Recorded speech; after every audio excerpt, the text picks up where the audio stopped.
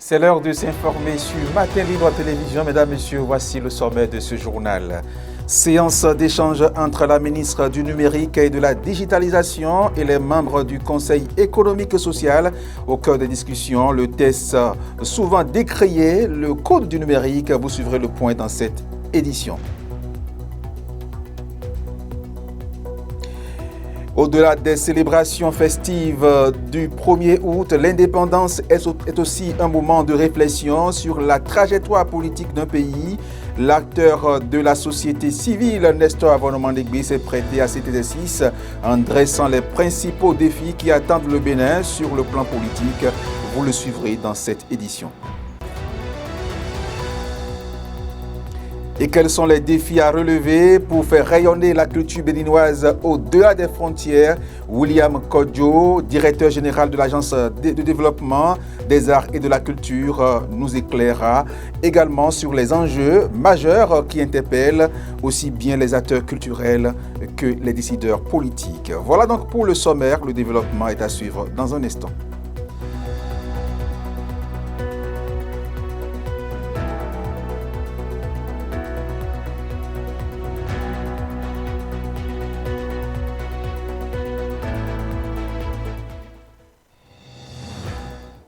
Mesdames, Messieurs, bienvenue. La ministre du Numérique et de la Digitalisation était face aux membres du Conseil économique et social pour une séance d'échange autour du Code du numérique. Ce test, souvent décrié par certains, encadre l'usage technologique digital également au Bénin. Premier État ayant mis en œuvre cet instrument juridique en Afrique, cette rencontre vise à faciliter son appropriation et sa compréhension par les acteurs sociaux. Reportage signé Kamash Eke et Jean-Marie Adeyemi.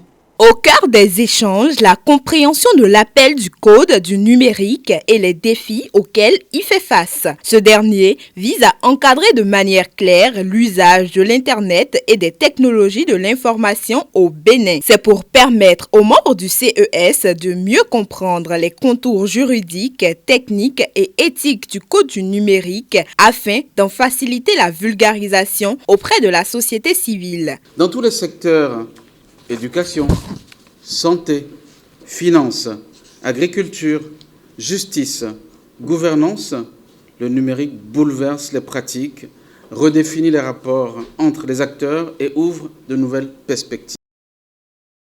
De cette dynamique, le Bénin, sous l'impulsion du gouvernement actuel, a engagé depuis plusieurs années un vaste chantier de digitalisation de l'administration publique et de modernisation du cadre juridique du numérique. C'est dans ce cadre qu'a été adopté le Code du numérique, véritable socle législatif et réglementaire destiné à encadrer l'usage des technologies numériques dans notre pays. Ce code établit les règles en matière de protection des données personnelles, de cybersécurité, de commerce électronique, de services numériques et bien plus encore. Il est donc essentiel que les représentants des forces vives de la nation, réunis ici au sein du Conseil économique et social, en aient une compréhension claire. L'auditoire a eu droit à un exposé complet sur le code du numérique et des 7 livres qui le composent. Ceci afin d'en retenir l'essentiel. Donc le code a apporté un nouveau dispositif de règles pour à la fois réglementer et réguler le secteur. Et donc, un peu comme avec le code de la route, nous avons aujourd'hui des dispositions qui permettent aux opérateurs ici entendez toutes sortes de structures qui opèrent dans ce domaine, aux opérateurs de savoir à quoi s'en tenir lorsqu'ils veulent opérer des réseaux, des services, proposer des services aux populations, des applications.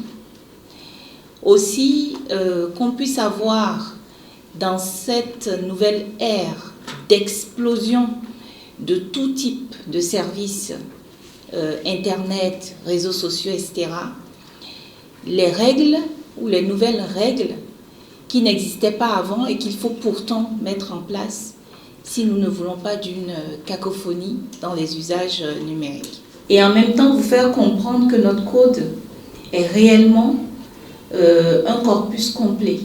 C'est d'ailleurs pourquoi il est un élément de référence, non seulement pour nous, mais aussi à travers l'Afrique. Nous avons des pays qui viennent s'inspirer. Recevant la parole, les membres du CES ont salué l'initiative tout en exposant des questions d'ombre sur des points précis comme la protection des données personnelles, la peur d'arrestation ou encore la cybersécurité. À la fin, les conseillers étaient satisfaits d'avoir été aguerris sur le sujet. Le directeur de cabinet de la ministre a tenu à adresser un mot à la fin de cette séance. L'intérêt ici, c'est d'amener les conseillers à nous accompagner sur le terrain.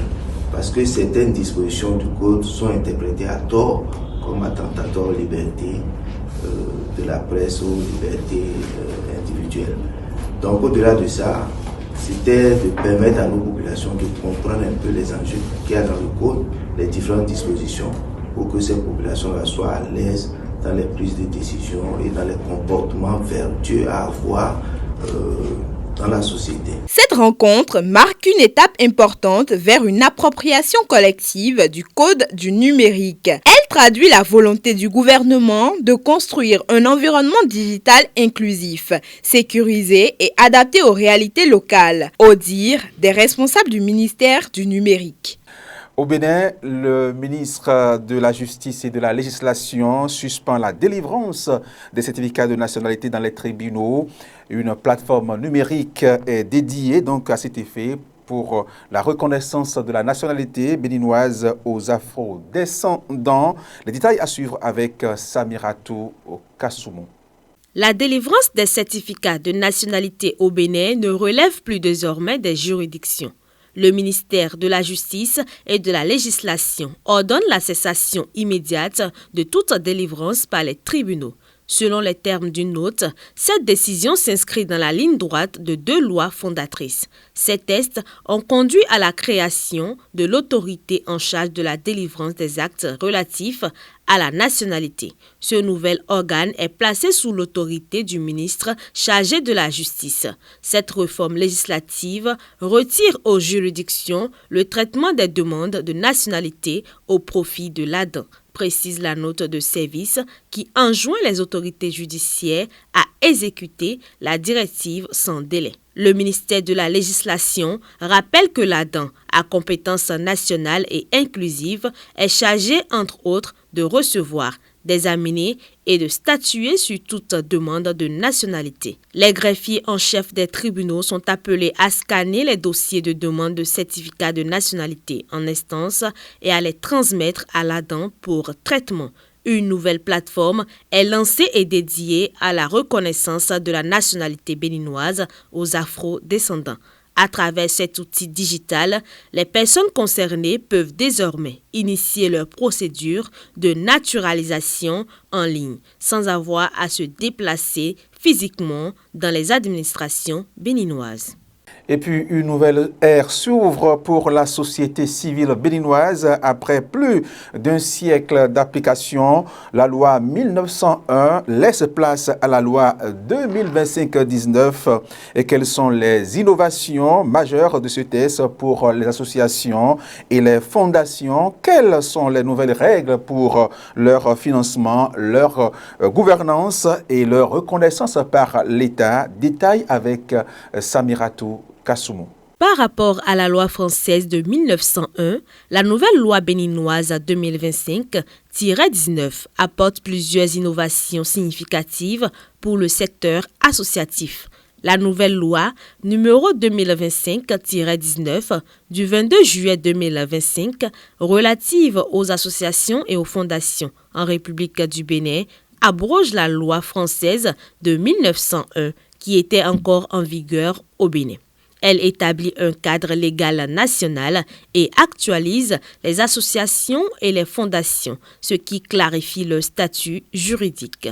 Comme innovation, la loi institue un registre des associations et fondations Ce registre centralise les déclarations d'existence, les modifications statutaires et autres informations pertinentes, renforçant la transparence et la gouvernance. Les associations et les fondations sont tenues de soumettre des rapports sur l'utilisation des fonds, notamment publics, et de déclarer toutes ressources financières d'origine privée, nationale ou internationale. Elles doivent également tenir une comptabilité conforme aux normes. Contrairement à la loi de 1901 qui se concentre principalement sur les associations, la nouvelle loi béninoise définit et encadre explicitement les fondations et les ONG. La loi détaille les critères et les avantages liés à la reconnaissance d'utilité publique, notamment des avantages fiscaux et la possibilité de conclure des accords de siège avec l'État. Les associations peuvent désormais mener à titre accessoire des activités économiques à condition que les bénéfices ne soient pas partagés entre les membres, ce qui leur offre des opportunités de financement supplémentaires. Ces innovations visent à professionnaliser le secteur de la société civile au Bénin en renforçant la transparence, la gouvernance et la responsabilité des associations et des fondations. Et parlons à présent indépendance du Bénin. Au-delà des célébrations festives du 1er août, l'indépendance est aussi un moment de réflexion sur la trajectoire politique d'un pays. L'acteur de la société civile, Nestor Avonoman-Degbe, s'est prêté donc à l'exercice en dressant les principaux défis qui attendent le Bénin sur le plan politique. Il s'est également exprimé sur la récente invitation de 2 pays membres de l'AES aux festivités militaire à Cotonou. Suivons-le. Mais déjà, il faut qu'on amorce véritablement dans un coaching de présidents développeurs, de présidents d'institutions développeurs. Nous devons cesser avec la politique politicienne parce que la politique politicienne ne donne rien de bon. Malgré le système partisan, les gens ne comprennent toujours pas l'enjeu national. Et c'est l'enjeu national, le développement de la nation, c'est ça qui doit être au cœur de tous les Béninois. Et c'est ça qui va marquer vraiment l'indépendance. Les pays de l'AES se sont résolument engagés dans l'indépendance. La dépendance, ils sont en train de mettre des poids là-dessus et se prendre en charge eux-mêmes. Quand on se prend en charge soi-même, c'est qu'on est indépendant. Et nous voulons fêter la fête de l'indépendance et le chef de l'État a invité les pays frères, parce que nous sommes non seulement unis par le territoire, donc le chef de l'État a fait appel à ces pays qui véritablement ont amorcé les pas de l'indépendance, comme le président Patrice Talon aussi l'a amorcé au Bénin d'une autre manière. Vous le savez très bien, l'indépendance était nominale. Mais au jour d'aujourd'hui, nous remarquons une prise en charge nous-mêmes de notre économie à travers ce gouvernement. C'est vraiment salutaire. Alors que le Bénin s'apprête à célébrer les 65 ans d'indépendance, la question de l'identité culturelle et de la valorisation du patrimoine artistique reste plus que jamais d'actualité. Et quels sont les défis à relever pour faire rayonner la culture béninoise au-delà des frontières? William Kodjo, directeur de l'Agence de développement des arts et de la culture, nous éclaire sur les enjeux majeurs qui interpellent aussi bien les Béninois que les dirigeants. Le Béninois est confronté à des défis importants.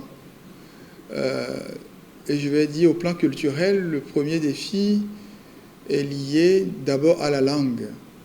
Vous devez remarquer avec moi que ce qui fait l'identité d'une personne, c'est d'abord la langue que cette personne parle.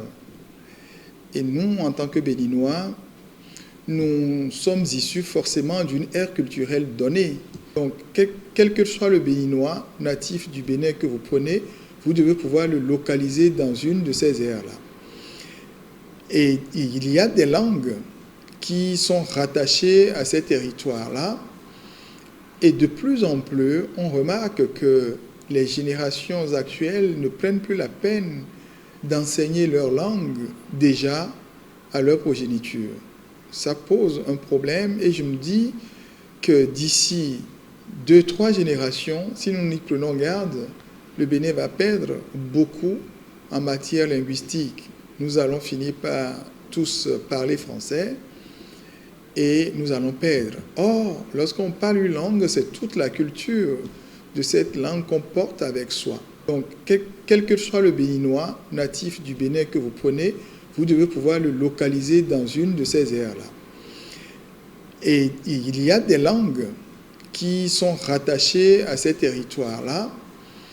Et de plus en plus, on remarque que les générations actuelles ne prennent plus la peine d'enseigner leur langue déjà à leur progéniture. Ça pose un problème et je me dis que d'ici 2-3 générations, si nous n'y prenons garde, le Bénin va perdre beaucoup en matière linguistique. Nous allons finir par tous parler français et nous allons perdre. Or, lorsqu'on parle une langue, c'est toute la culture de cette langue qu'on porte avec soi. Donc c'est important sur ce plan-là que nous puissions faire l'effort d'immerger nos enfants dans nos cultures respectives afin de leur permettre une forme d'appropriation de notre patrimoine culturel. Le deuxième point est lié également à notre façon de nous vêtir. Vous voyez très bien que nous sommes dans le mois de la mode et moi qui vous parle, vous voyez comment je suis vêtu. Je ne demande pas que nous puissions nous recentrer sur nous-mêmes, non. Tout en restant ouverts au reste du monde, nous devons pouvoir nous enraciner dans notre culture. Donc, en dehors de ce que nous importons en termes vestimentaires, nous devons pouvoir faire émerger une génération de stylistes, de modélistes qui puissent s'imprégner de notre patrimoine culturel en matière vestimentaire pour nous proposer des produits que nous pouvons utiliser au quotidien, tant au plan professionnel que sur le plan de nos habitudes ordinaires. C'est ici que prend fin cette édition. Merci à tous ceux qui ont participé à sa préparation et à sa réalisation. N'oubliez pas de vous abonner à nos différentes plateformes. Mesdames, Messieurs, c'est tout. Merci et à très vite.